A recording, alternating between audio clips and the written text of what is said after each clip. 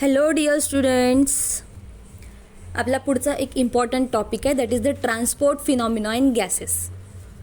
गॅसेसमध्ये transport phenomena कसा occur होतो त्याचा एक क्वेश्चन आहे. हा पण एक इम्पॉर्टंट क्वेश्चन आहे. So molecular collision mean free path. तर मॉलिक्युलर कोलिजन म्हणजे दोन मॉलिक्युल जर एकमेकांवर स्ट्राईक झाले तर त्यांच्यामध्ये कोलिजन होतं आणि त्यांचा मेन फ्री पाथ कसा काढायचा काय ते आपण सगळं बघू शकतो इथे. Molecule of a gas moves in all direction with all possible velocities. These randomly gas molecules continuously colliding on each other. After collision, the direction of molecule changes. बघा ना, आपला जर बॉलचं जर आपण एक एक्झाम्पल घेतलं, तो जर आपण वॉलवर स्ट्राईक केला तर तो वापस येताना वेगळ्या डिरेक्शननी वापस येतो ना. ज्या डिरेक्शननी गेला त्याच डिरेक्शननी जातो का? नाही, त्याची डिरेक्शन चेंज होऊ शकते. इट इज पॉसिबल दॅट त्याची डिरेक्शन जी आहे ती चेंज होऊ शकते. मग तसंच यांनी सांगितलेलं आहे की the gas molecule continuously collide on each other. Collision, the direction of a molecule changes. मॉलिक्यूलचे जे आहे ते डायरेक्शन चेंज होऊ शकतात. Between two collision the molecule travel a certain distance in a straight line. दोन कॉलिजन्सच्या मध्ये जो मॉलिक्यूल आहे तो काही झिगझॅग जात नाही, तो स्ट्रेट लाईननीच पास होतो. The distance is called free path. दोन कोलिजनच्या मधात जेवढं काही डिस्टन्स आपल्याला मिळतंय that is nothing but the mean path. The value of all the free paths is not same. सगळ्या फ्री पाथची व्हॅल्यू जी आहे ती डिफरंट असू शकते, बिकॉज जे मॉलिक्युल्स आहेत ते काही परफेक्टली अरेंज केलेले नाही आहे. ते कुठे कमी कुठे जास्त असे असू शकतात. सो त्यांच्यातलं डिस्टन्ससुद्धा कमी जास्त हे असूच शकतं. The average of all the free paths is called mean free path of a gas molecule. त्याला काय म्हणू शकतो आपण? मीन फ्री पाथ म्हणू शकतो. सगळ्याचा ॲव्हरेज जर आपण काढला तर ॲव्हरेज कसा काढतात? सगळ्याची ॲडिशन करतात आणि जितके नंबर ऑफ आपण क्वांटिटीज घेतलेले आहेत त्यांनी त्याला डिवाइड करतात, so that we will get the average. Okay, so we get the mean free path. Expression for mean free path of molecule of a gas. It is assumed that only the molecule. आता याचं expression आपल्याला बघायचं. It is assumed that only the molecule A, capital A, जो खाली दाखवलेला आहे, जो black केलेला आहे बघा, जो शेडेड केलेला आहे, under the consideration it is in motion and all other molecules are in rest. But असं प्रॅक्टिकली पॉसिबल आहे का? नाही. फक्त एक तास ट्रॅव्हल करतो आणि बाकीचे थांबले आहे? No, it's not possible practically. But we can say for the study we have to consider that की फक्त ए जो आहे तो ट्रॅव्हल करतोय, बाकीचे रेस्टला आहे. Let the sphere of the influence of a molecule has diameters sigma. This is called small sigma. म्हणजे हे जे साईन दिसतं याला म्हणतो आपण small sigma. It means that the molecules it is in motion will collide with only those molecules the centers of which lie within the distance sigma. Okay, बरोबर आहे ना. त्याच्या रस्त्यात जेवढे येतील तेवढ्यांनाच तो स्ट्राईक करेल. बाकी तो काही तो त्याचा स्वतःचा पाथ सोडून दुसऱ्यांवर स्ट्राईक होणार नाही आहे.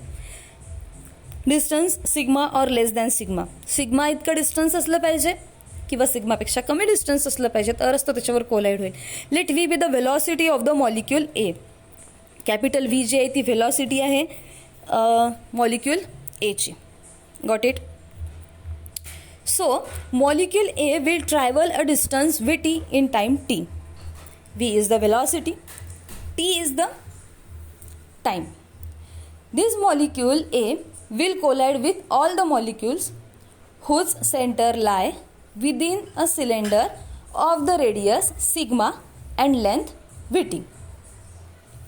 रेडियस किती आहे त्याची? सिग्मा आहे आणि लेंथ आहे vt. The volume of the cylinder of time t for time t is पाय sigma square vt. Okay, therefore let us see the volume of the cylinder for time t is equal to pi sigma square vt. Now let n be the number of molecules per unit volume. आता हे जे 4-5 steps वर्षा दिलेले आहेत, these are very important. You have to take it in consideration. That's why you have to practice it. Practice करावी लागेल त्याचे. So molecule A will travel a distance vt in time t. These molecules A will collide with all the molecules whose center lie within the cylinder of radius sigma and length vt. Volume of the cylinder for time t is equal to pi sigma square vt. Let n be the number of molecules per unit volume. Therefore, number of molecules in cylinder is equal to n into pi sigma square vt. Okay, number of molecules घेतलेले आहे. So आपल्याला आपण त्यांनी काय केलं, small एनने त्याला multiply करून घेतलं. The molecule A will collide with all these molecules. Molecule A जो आहे तो इतक्या नंबर ऑफ अदर मॉलिक्युल्सवर जो आहे तो इन्सिडंट होईल. The molecule A will collide with all these molecules. Number of collision made by the moving molecule A in time T is n pi sigma square vt. Mean free path is equal to total distance traveled upon number of collision, that is s upon n. So lambda is equal to vt upon n pi sigma square vt is equal to 1 upon n pi sigma चा square. Equation number 1. काय केलं, वरचा vt आणि खालचा vt आपण cancel करून टाकलेला आहे इथे.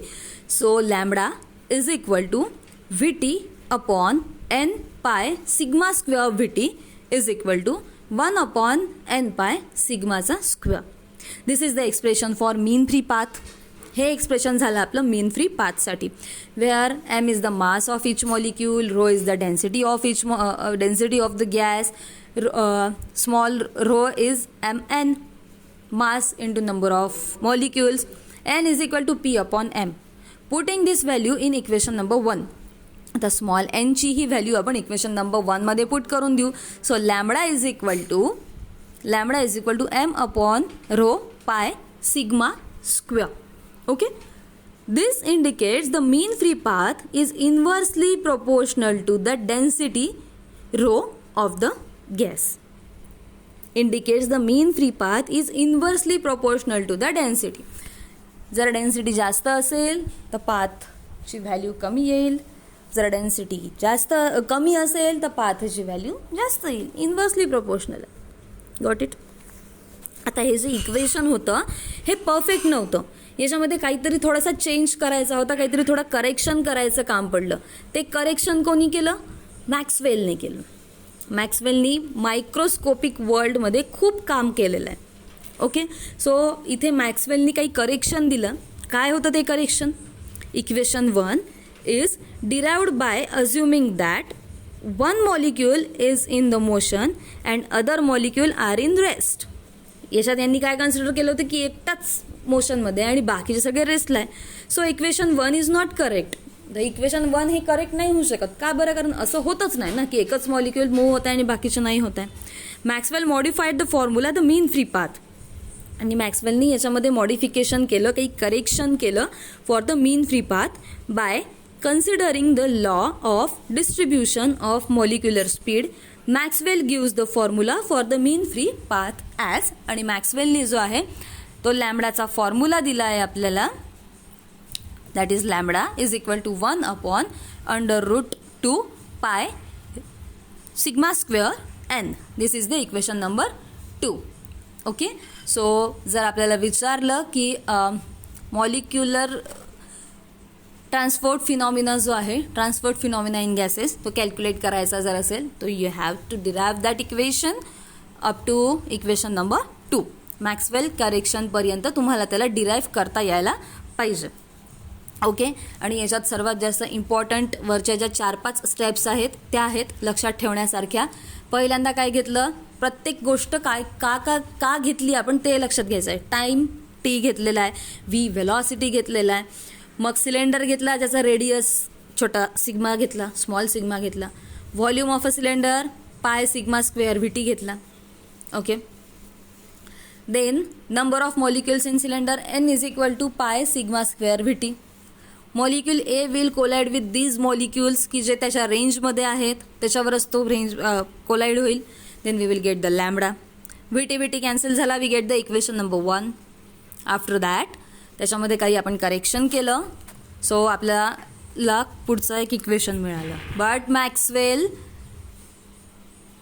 नी सांगितलं की हे जे इक्वेशन आहे हे परफेक्ट नाही आहे, सो त्याच्यामध्ये काही करेक्शन करावे लागतील आणि करेक्शन करून लॅम्बडानी इक्वेशन दिलं. Lambda is equal to 1/√2 pi sigma square n.